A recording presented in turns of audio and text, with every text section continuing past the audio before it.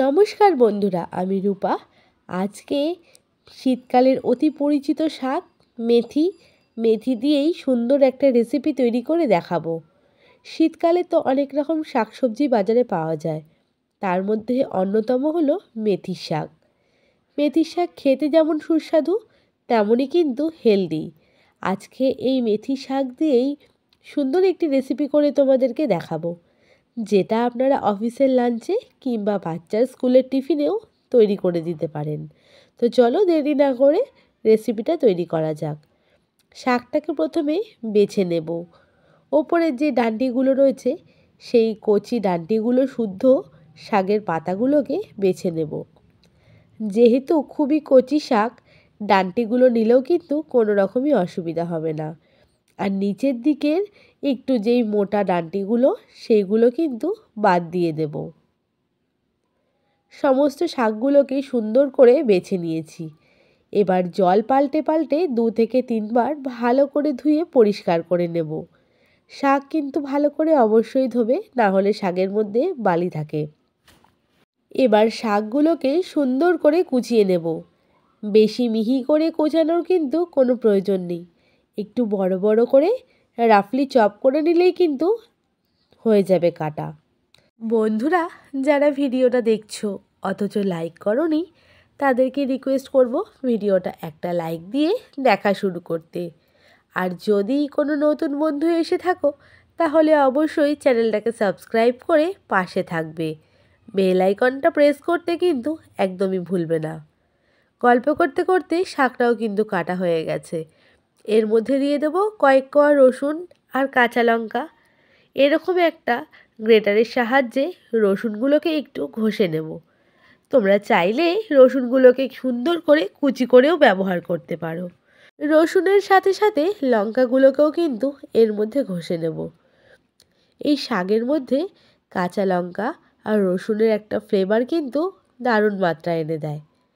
এবার শাকটাকে তৈরি করে নেব। আমরা সবাই জানি মেথি শাক কিন্তু একটু তিতকুটে ভাব থাকে। তো আজকে একটা টিপস বলে দেব, যার ফলে তিতকুটে ভাব একদমই লাগবে না। এর মধ্যে দিয়ে দিলাম কালো জিরে, সামান্য হলুদ আর জোয়ানটাকে হাতে অবশ্য একটু ক্রাশ করে নিয়েছি। এবার দিয়ে দিলাম স্বাদ মতন নুন দিয়ে যদি কিছুক্ষণ শাকটাকে মেখে রেখে দিতে পারো, তাহলে মেথি শাকের মধ্যে যে তিতকুটে ভাবটা থাকে সেইটা কিন্তু কেটে যায়।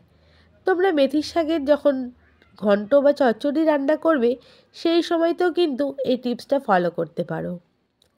এরপর দিয়ে দিলাম 1 কাপ আটা, 1 কাপ ময়দা। তোমরা চাইলে এই রান্নাটা সম্পূর্ণ ময়দা দিয়েও কিংবা সম্পূর্ণ আটা দিয়েও করতে পারো। দিয়ে দিলাম তেল। এবার হাতের সাহায্যে ভালো করে মিশিয়ে নেব, যাতে এর মধ্যে কোনো লাম্পস না থাকে। শাকের মধ্যে যেইটুকু জল বেরিয়েছে সেই জল দিয়েই কিন্তু আটাটাকে ভালো করে মেখে নেব। যদি প্রয়োজন হয় তারপরে এখানে জলের ব্যবহার করব। বন্ধুরা, তোমরা কিন্তু এই রেসিপিটা একবার অবশ্যই ট্রাই করো। আর আটাটা যখন মাখবে তখন কিন্তু একটু শক্ত করে মাখবে, কারণ শাকের গা থেকে জল বেরোবে। সেই জলেই কিন্তু আটা মাখাটা নরম হয়ে যাবে। তো আমার আটা মাখা হয়ে গেছে। ওপর থেকে সামান্য তেল বুলিয়ে কিছুক্ষণের জন্য ঢাকনা চাপা দিয়ে রাখবো। কিছুক্ষণ বলতে 10 থেকে 15 মিনিট রেস্টিং টাইমে রেখে দিলেই কিন্তু আটাটা একদম রেডি হয়ে যাবে। বন্ধুরা, এইভাবে এই পরোটা বা রুটি তোমরা কিন্তু বাড়িতে একদিন ট্রাই করে কমেন্টে আমাকে অবশ্যই জানাবে। তো 10 থেকে 15 মিনিট পরে চলে এসেছি। আটাটাকে হাত দিয়ে আরও একবার মথে নেব। তো দেখতেই পাচ্ছ যে আটা মাখাটা কতটা সফট আর নরম হয়ে গেছে। শাকের থেকে যেই জল বেরিয়েছে সেই কারণেই কিন্তু নরম হয়েছে। এবার নিজেদের ইচ্ছে অনুযায়ী পরোটার লেচি কেটে নেব। বন্ধুরা, যেসব বাচ্চারা বাড়িতে শাক খেতে চায় না, তাদেরকে এই রকমভাবে পরোটা করে খাওয়ালে তাদের কিন্তু শাকটাও খাওয়া হবে। আর এই রেসিপিটা কিন্তু খুবই হেলদি একটা রেসিপি। তো এবার চাটু বসিয়ে দিলাম। এবার পরোটাটা বেলে নেব। সামান্য গুঁড়ো ময়দা দিয়ে দিয়ে বেলে নেব। নিজেদের ইচ্ছে অনুযায়ী আকার কিন্তু তোমরা এর মধ্যে দিয়ে দিতে পারো। আমি এখানে গোল সাইজেরই পরোটা বেলেছি। যেই সব পুরনো বন্ধুরা প্রথম থেকে আমার পাশে রয়েছো তাদের সবাইকে অসংখ্য ধন্যবাদ। যেই সব নতুন বন্ধুরা আমার চ্যানেলে যুক্ত হচ্ছ তাদেরকেও মন থেকে অনেক ভালোবাসা পাশে থাকার জন্য।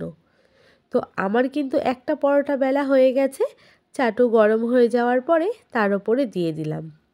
এবার যেমন আমরা নর্মালি রুটি বা পরোটা করি ঠিক সেই রকমভাবেই কিন্তু এপিঠ ওপিঠ উল্টে সেঁকে নেব। একই সাথে আমি দুটো পরোটা কিন্তু ছেঁকে নেব, তাহলে সময়টাও সাশ্রয় হবে আর খুব অল্প তেলেই কিন্তু দুটো পরোটাই খুব সুন্দর করে ভাজা হয়ে যাবে। প্রথমে রুটির মতনই কিন্তু দু পিঠ আমরা সেঁকে নেব। তো পরোটার ওপরে দেখতেই পাচ্ছ হালকা ব্রাউন কালারের লেয়ার পড়ে গেছে। এরপরে কিন্তু আবারও উল্টে পাল্টে সেঁকে নেব। বন্ধুরা তোমরা এই পরোটা কিন্তু ঘিয়েও ভাজতে পারো। ঘিয়ে ভাজলে আরও একটু হেলদি হবে। তবে আমি কিন্তু আজকে সাদা তেলের ব্যবহারই করছি। খুব সামান্য তেলেই পরোটাটা সেঁকে নেব। এই পরোটা কিন্তু আচার কিংবা টমেটো কেচাপের সঙ্গেই খাওয়া হয়ে যায়। কোনো রকম তরকারির প্রয়োজন পড়ে না। স্কুলের বাচ্চাদের লাঞ্চ বক্সে টিফিনে খুব সুন্দর কিন্তু ঝটপট একটা তৈরি হয়ে যায় টিফিন। তোমরা অবশ্যই এইভাবে বাচ্চাদেরকে স্কুলের টিফিনে বানিয়ে দিতেই পারো।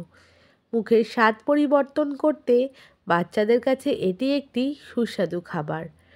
আমরা বড়রা তো শাক পাতা সবসময়ই খাই, বাচ্চারা তো খুব একটা খেতে চায় না, তাই বাচ্চাদেরকে পরিবর্তে এইরকম করে দেওয়া যেতেই পারে। তো বন্ধুরা উল্টে পাল্টে কিন্তু আমার পরোটাগুলো সেঁকা হয়ে গেছে। এইভাবেই দু পিঠ যেটুকু বাকি রয়েছে সেঁকে নেব। তো চলো এবার সার্ভিংয়ের পালা। তো আমার পরোটা একদম তৈরি। আর আজকে আমি এই পরোটা সার্ভ করব আচারের সঙ্গে। সঙ্গে নেব 1 কাপ চা। ব্যাস আর কিচ্ছুর কিন্তু প্রয়োজন নেই। তো বন্ধুরা আমার এই মেথির পরোটার রেসিপিটা কেমন লাগলো অবশ্যই জানিও। যখন আমি আটা মাখছিলাম জোয়ানের ব্যবহার করেছিলাম। তোমরা জোয়ানের ব্যবহার করতে একদমই ভুলবে না, তাহলে পরোটা খেলেও কিন্তু গ্যাস বা অম্বল একদমই হবে না। তো আজকের মতন বিদায় নিচ্ছি। দেখা হবে তোমাদের সঙ্গে পরবর্তী কোনো ব্লগ ভিডিও কিংবা রেসিপি ভিডিওতে। সবাই ভালো থেকো, সুস্থ থেকো।